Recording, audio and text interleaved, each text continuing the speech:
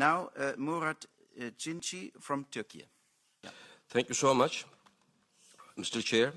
We all know that the European Union is a civilization project, and it's great to prepare for a new wave of enlargement.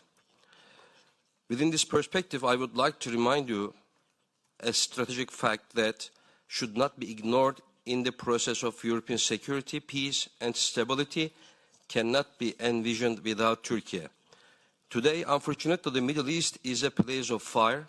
Israel still continues to kill civilians, women and children in Gaza, trying to open a new front in Lebanon. Syria is still unstable and under political reconstruction, and tensions on the Iran-Israel line are increasing every day, even to include the USA. Russia-Ukraine war is unfortunately going on to destroy humanity.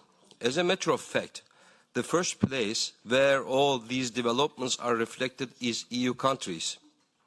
And there is only one country in this region that is both effective, stable and reliable partner of the EU on the field, Turkey. Turkey is a state that combines the power of NATO with the language of the Muslim countries and has the ability to manage even very big crises. Turkey has been the first to welcome every wave of refugees experienced by the EU. While energy routes are under threat, the safest corridor passes through Turkey, Europe's intelligence and security partner in the fight against terrorism is again Turkey. If the EU truly wants to be a global actor, if she wants to have an impact on the regional balance of power in such a difficult region like the Middle East, she cannot do this without Turkey.